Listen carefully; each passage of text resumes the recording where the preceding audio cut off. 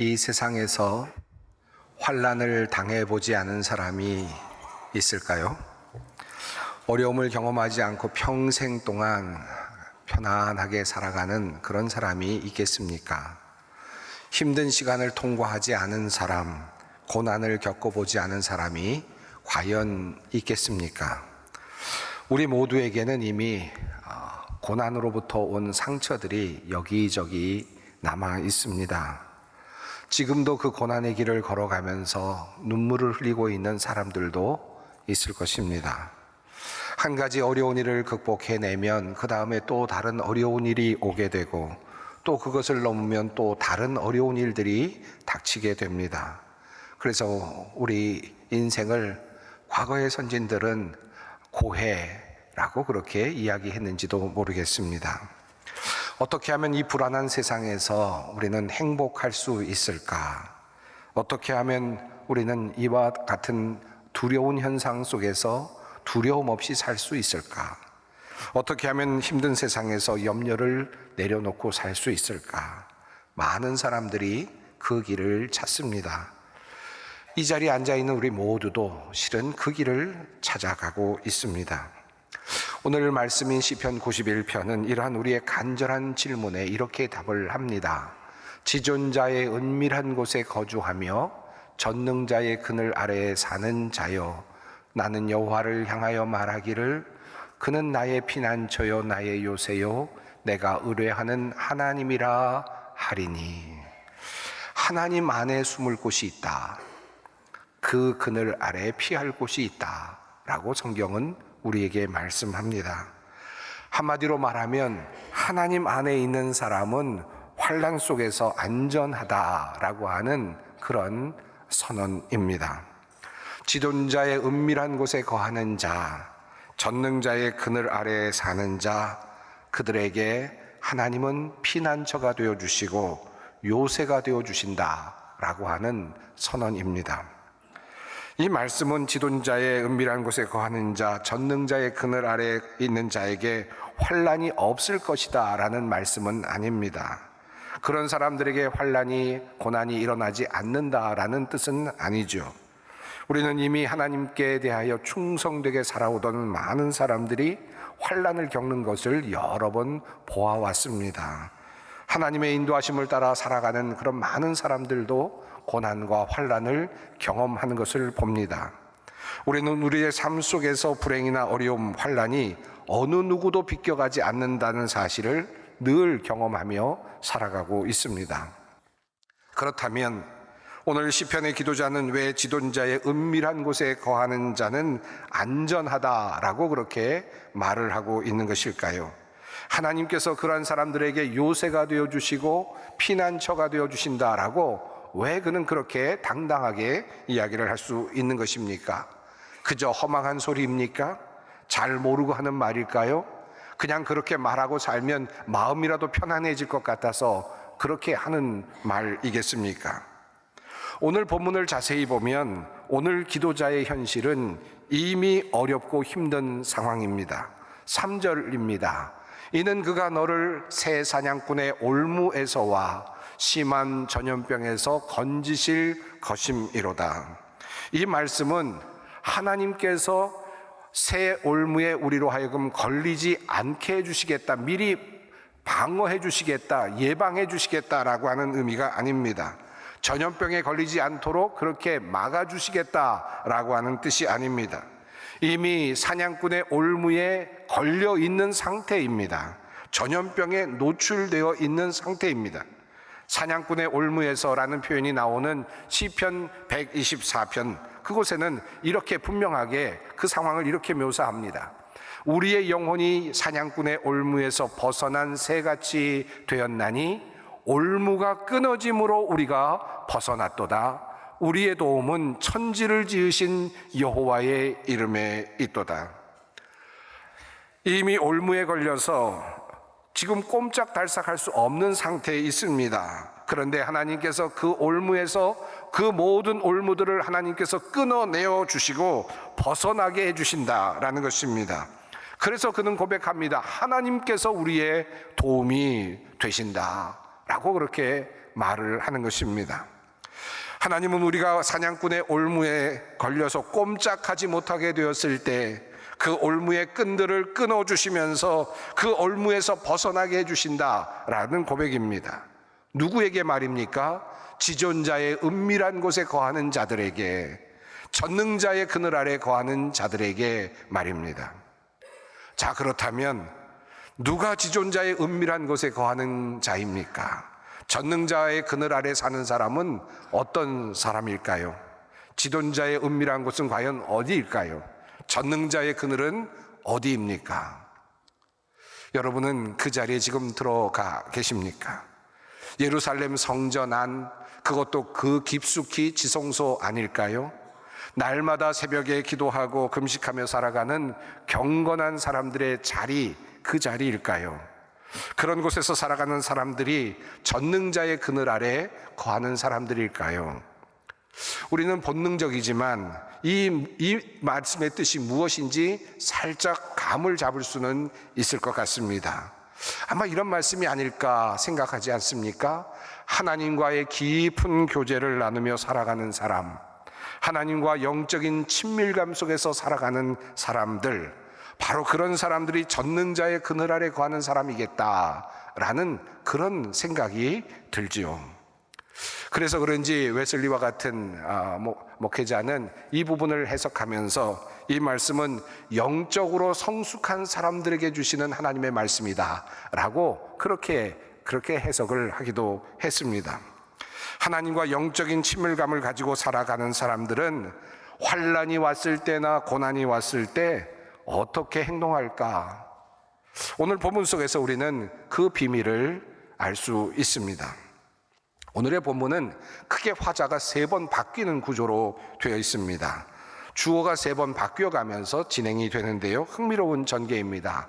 2절에서 나는 이라고 하는 1인칭 단수가 사용되고 3절부터는 13절까지 너는 이라고 하는 2인칭 단수가 또 사용이 되고요, 14절 이후부터는 하나님께서 이르시되 라는 말씀으로 하나님이 주어가 돼서 말씀하시는 내용으로 표현이 바뀌어지고 있습니다. 이 전개 과정을 좀 유심히 살펴볼 필요가 있습니다. 우선 고난과 환난 속에 있는 사람이 먼저 나라고 하는 주어로 등장을 합니다. 나는 여호와를 향하여 말하기를 그는 나의 피난처요 나의 요새요 내가 의뢰하는 하나님이라 하리니. 자, 누가 누구에게 지금 말을 하는 겁니까? 내가 말하는 겁니다. 누구에게 말하는 겁니까? 여호와를 향하여 말한다 라고 되어 있습니다. 자, 여기서 나는 고난을 당하고 있는 나입니다. 올무에 걸려들어 있는 나입니다. 올무에 걸려서 꼼짝달싹하지 못하는 나, 움직이면 움직일수록 더 조여오는 그런 상황을 경험하고 있는 나입니다. 전염병에 걸려들어서 언제 죽을지 모르는 나입니다. 재앙을 당하고 있는 나입니다. 자, 그는 바로 그 나는 고난 속에서 먼저 하나님을 향하여 입을 엽니다. 고난 속에서, 환난 속에서 나는 이렇게 하나님께 기도합니다. 하나님은 나의 피난처이십니다. 하나님은 나의 요새이십니다. 하나님은 내가 의뢰하는 진정한 하나님이십니다. 나는 그렇게 믿습니다. 하나님, 나는 이렇게 고백합니다. 그러하오니 하나님, 나의 피난처가 제발 되어 주십시오. 나의 요새가 제발 되어 주십시오. 바로 이렇게 기도를 하는 겁니다. 이것이 바로 지존자의 은밀한 곳에 거하는 자의 모습입니다. 그런 사람들이 할 수 있는 고백이고 그런 사람들이 할 수 있는 기도입니다. 시편에는 이와 비슷한 기도들이 여러 곳 나타납니다. 하나님은 우리의 피난처시요 힘이시니 환난 중에 만날 큰 도움이시라. 시편 61편은 또 말합니다. 주는 나의 피난처요 원수를 피하는 견고한 망대이심이니이다. 환난이 왔을 때 하나님 앞으로 나아가는 사람, 그 사람이 지존자의 그늘 아래에 거하는 사람입니다. 고난 속에서 기도자는 하나님을 향하여 말합니다. 그리고 기도합니다. 하나님은 나의 피난처이십니다. 하나님은 나의 도움의 길이십니다. 도우실 바위이십니다. 하나님은 나의 견고한 망대가 되십니다. 하나님은 나의 도움이십니다. 고백하는 것입니다. 하나님께 환난 속에 부르짖는 것입니다. 그리고 표현이 바뀝니다. 그가 너를 이라는 말로 바뀌죠. 이제는 기도자가 스스로 자기 자신에게 말하는 겁니다. 자기 자신에게 암시를 하는 겁니다. 자기 자신의 영혼에게 속삭이는 것입니다. 곤란함 속에서, 환난 속에서 스스로에게 다짐하는 것입니다. 어떻게 다짐합니까? 그가 너를 새 사냥꾼의 올무에서와 심한 전염병에서 건지실 것임이로다.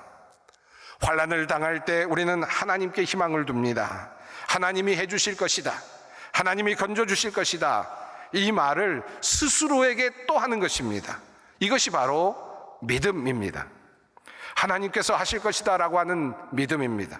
스스로의 영혼에게 말하는 것입니다. 그는 이렇게 스스로에게 이렇게 이야기를 계속 이어가며 합니다. 그러므로 너는 밤에 찾아드는 공포를 두려워하지 않고 낮에 날아드는 화살을 무서워하지 않을 것이다. 흑암을 틈타서 퍼지는 연병과 백주에 덮치는 재앙도 두려워하지 말아라. 내 왼쪽에서 1000명이 넘어지고 내 오른쪽에서 10,000명이 쓰러져도 내게는 재앙이 가까이 오지 못할 것이다. 또 이렇게 말합니다. 내게는 어떤 불행도 찾아오지 않을 것이다. 내 장막에는 어떤 재앙도 가까이 하지 못할 것이다. 그가 천사들에게 명하셔서 내가 가는 길마다 너를 지키게 하실 것이니 너의 발이 돌부리에 부딪히지 않게 천사들이 그의 손으로 너를 붙들어 줄 것이다. 누가 누구에게 하는 말입니까? 내가 나 자신의 영혼에 대하여 말을 하는 것입니다. 고난당하고 있는 내 자신이 나의 영혼에 대하여 속삭이는 말입니다. 흔들리지 말자. 하나님이 나를 도우실 것이다. 고백하는 것입니다. 믿음을 갖는 겁니다. 하나님께서 이 환난에서 나를 건져주실 것이다. 나에게는 어떠한 재앙도 다가오지 못할 것이다. 하나님께서 천사를 보내셔서 나를 지켜주실 것이다. 지금 몹쓸병에 걸려 있습니다마는 그러나 나는 믿는다. 이것은 하나님의 본심이 아니시다. 하나님께서 나를 이 몹쓸병에서 건져주실 것이다. 이 올무를 반드시 끊어주실 것이다. 스스로 다짐하는 것입니다. 내가 지금 사람들로부터 모함을 당하고 온갖 거짓과 술수로 어려움을 당하고 있지만 나는 믿는다. 내게 온 재앙이 더 이상 내게 가까이 오지 못할 것이다. 하나님께서 천사들을 명하셔서 나의 발이 돌뿌리에 부딪히지 않도록 만들어 주실 것이다. 나에게는 하나님이 계신다. 이 믿음입니다. 이 믿음으로 나의 영혼에게 말하는 것입니다. 바로 이러한 사람이 지존자의 그늘 아래 거하는 사람이라는 것입니다. 하나님께 대하여 자신의 고백을 드리고 하나님은 나의 피난처이십니다 라고 고백을 하고 나 자신에 대하여서는 하나님께서 나를 지켜주실 것이라고 다짐하고 또 다짐하는, 그리고 그 믿음을 다시 굳게 하는 사람, 바로 그런 사람이 지존자의 그늘 아래 거하는 사람입니다. 자, 이러한 믿음을 가지고 하나님께 구하고 자신에게 용기를 주는 사람에게 하나님께서 이제 말씀하십니다. 주어가 하나님으로 바뀌죠. 하나님께서 말씀하신다. 그가 나를 간절히 사랑하니 내가 그를 건져주겠다. 그가 나의 이름을 알고 있으니 내가 그를 높여주겠다. 그가 나를 부를 때에 내가 응답하고 그가 고난을 받을 때에 내가 그와 함께 있겠다. 내가 그를 건져주고 그를 영화롭게 하겠다. 내가 그를 만족할 만큼 오래 살도록 하고 내 구원을 그에게 보여주겠다. 이 하나님의 말씀 속에 또 다시 지존자의 은밀한 것에 거하는 사람들의 태도 세 가지가 잘 드러납니다. 그가 나를 간절히 사랑하니, 그가 나의 이름을 알고 있으니, 그가 나를 부를 때에. 바로 이 세 가지의 모습이 지존자의 그늘 아래 살고 있는 사람의 모습입니다. 하나님을 간절히 사랑하며, 그리고 하나님이 누구이신지를 알고 그분을 기대하고, 그러면서 어려움이 있을 때 하나님께 나아가 부르짖고 기도할 수 있는 사람이 지존자의 그늘 아래 거하는 사람이라는 뜻입니다. 자, 이런 사람에게 하나님께서는 어떻게 하시겠다고 말씀하실까요? 어떻게 피난처가 되시는지 7가지 내용이 오늘 본문 속에 잘 드러납니다. 내가 그를 건져주겠다라고 말씀하시죠. 내가 그를 높여주겠다라고 약속하십니다. 그가 나를 부를 때 내가 그에게 응답해 주겠다라고 약속하십니다. 그가 고난을 받을 때 내가 그와 함께 있어 주겠다라고 말씀하십니다. 그리고 마침내 그를 영화롭게 하시겠다고 하십니다. 만족할 만큼 오래 살게 하겠다고 말씀하십니다. 마침내 내 구원을 너에게 보여주겠다라고 말씀을 하십니다. 하나님께서 우리의 피난처가 되어주실 때 어떤 모습으로 우리의 피난처가 되어주시는가, 어떤 모습으로 우리에게 피할 그늘이 되어주시는가를 말씀하시는 7가지 차원입니다. 어려움 속에 있을 때, 하나님께 부르짖을 때 하나님께서 그 어려움 속에서 우리를 건져주실 것입니다. 피난처가 되게 해주실 것입니다. 우리가 높이 올라가야 될 때, 우리가 무엇인가를 해야 될 때 하나님께서는 우리를 지극히 높은 곳으로 올려주실 것입니다. 이것이 하나님의 그늘 아래 거하는 모습입니다. 그가 나를 부를 때에 내가 응답하겠고, 고난받을 때 나는 그와 함께 있겠고, 그를 마침내 하나님의 나라에서 영화롭게 할 것이며, 그리고 이 세상에 사는 동안 그가 만족하게 살 만큼 하나님께서 보살펴 줄 것이며, 마침내 그의 영혼을 구원하여 줄 것이다 라고 하는 하나님의 약속입니다. 피난처이신 하나님, 그분이 우리를 위하여 해 주시겠다고 약속하신 약속의 내용들입니다. 누구에게 말입니까? 하나님을 사랑하는 사람들에게, 그분이 누구인지를 알고 있는 사람들에게, 그리고 그분에게 부르짖고 아뢰는 사람들에게 하나님께서는 이와 같은 축복을 내려주시겠다고 분명히 약속하십니다. 하나님은 그러나 우리에게 결코 고난을 면제해 주시겠다고 약속하지는 않습니다. 고난 속에서, 환난 속에서 믿음을 가지고 주님께 구하는 자들에게 응답해 주시겠다라고 말씀하셨죠. 건져주시고 높여주시고 고난 중에 함께 하시겠다고 약속하셨습니다. 이 약속을 나의 것으로 받아들이는 것이 중요합니다. 하지만 이 엄청난 약속은 때로 우리를 흔드는 사탄의 유혹으로 다가올 때도 있습니다. 우리는 종종 이 약속을 철저히 믿고 따르다가 때로는 혼란스러움을 경험할 때가 있습니다. 예수님께서 공생애를 시작하시기 전 광야에서 시험을 받으실 때 마귀는 바로 오늘 이 말씀, 시편 91편의 이 말씀을 가지고 예수님께 찾아왔습니다. 그리고 이렇게 말하죠. 마귀가 예수를 거룩한 성으로 데려다가 성전 꼭대기에 세우고 이르되 내가 만일 하나님의 아들이어든 뛰어내리라. 기록되었을 때 그가 너를 위하여 그의 사자들을 명하시리니 그들이 손으로 너를 받들어 발이 돌에 부딪히지 않게 하리로다 하였느니라. 시편 91편의 이 말씀 한 절을 가지고 마귀는 예수님께 찾아왔습니다. 그리고는 성전에서 뛰어내리라는 겁니다. 그러면 당연히 하나님께서 너를 안전하게 지켜주시지 않겠느냐, 너의 피난처가 되어주시지 않겠느냐, 너를 전혀 다치지 않도록 발이 돌에 부딪히지 않도록 해주실 것이 아니냐, 하나님의 말씀이니 당연히 이루어지지 않겠느냐, 이 말을 믿고 한번 뛰어내려 보라는 말씀이었습니다. 그때 주님께서 말씀하시죠. 주 너의 하나님을 시험하지 말라. 이 말씀은 시험할 말씀이 아니란 뜻입니다. 이 말씀을 좀 다른 말로 바꾸면 하나님의 신실하심에 의지하라 라는 뜻입니다. 하나님을 시험하려고 들지 말고 혹시라도 어렵고 힘든 일이 생겼을 때, 그리고 이 말씀처럼 이루어지지 않고 더디게 이루어지는 것처럼 느껴질 때, 아니 하나님께서 나의 그 고난 속에서 어떤 반응도 하시지 않는 것 같이 느껴질 때, 그때에는 하나님의 신실하심에 대해서 깊이 생각해야 된다라는 말씀입니다. 오늘 본문 말씀 속에도 같은 내용이 나옵니다. 시편 91편 4절이죠. 그의 진실함은 방패와 손방패가 되시나니.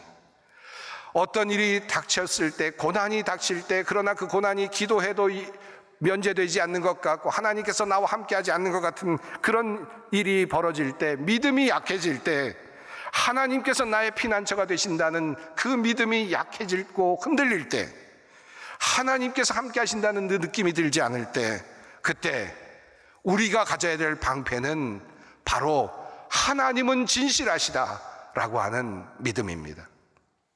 하나님은 신실하시다. 비록 지금 이 자리에서 하나님께서 나의 고난을 면제해 주지 않으시지만 그럼에도 불구하고 나는 하나님의 진실하심을 믿는다. 바로 이것이 하나님의 지존자의 그늘 아래 거하는 사람의 모습입니다. 지금 당장은 하나님의 역사하심이 보이지 않아도 진실하신 주님을 의지하는 것입니다.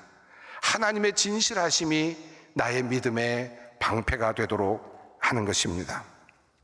예수님께서 마귀의 시험을 이기시고 그리고 공생애를 모두 마치신 후에 마지막 자리에 오르셨을 때 예수님은 십자가 위에 계셨습니다.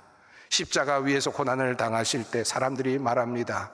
다른 사람들은 구원하였으되 자기 자신은 구원하지 못하는도다 라고 그렇게 비난하고 놀릴 때, 죽음의 자리에 들어갈 때 하나님께 그는 의탁합니다. 아버지여, 나의 영혼을 아버지께 의탁합니다. 진실하신 하나님께 모든 것을 의탁했습니다. 하나님은 진실하시다. 예수 그리스도께서 십자가에 달려 돌아가시고 그리고 죽음에까지 이르시는 그 순간까지도 예수 그리스도께서는 하나님의 진실하심을 놓지 않았습니다. 하나님은 진실하시다. 이것이 그의 믿음이었습니다. 오늘 이 자리에서 주님께서 말씀하십니다. 수고하고 무거운 짐진 자들아 다 내게로 오라. 내가 너희를 쉬게 하리라. 평안을 너희에게 끼치노니 곧 나의 평안을 너희에게 주노라. 내가 너희에게 주는 것은 세상이 주는 것과 같지 아니하니라. 너희는 마음에 근심하지도 말고 두려워하지도 말라. 사랑하는 성도 여러분, 환난 가운데 있습니까? 나에게 오라 말씀하시는 그 주님께로 나아가십시다. 나의 피난처가 되시는 주님, 나의 요새가 되시는 그 주님께로 우리 함께 나아가십시다. 그분은 우리를 건지시고 우리를 높이시고 우리를 구하시며 고난 가운데 함께 하시며 우리를 영화롭게 하시고 우리를 마침내 구원에 이르도록 하실 것입니다. 이 믿음으로 환난 속에서 고난 속에서도 믿음을 지키는 모든 주님의 성도님들, 소망의 성도님들 되시기를 바랍니다.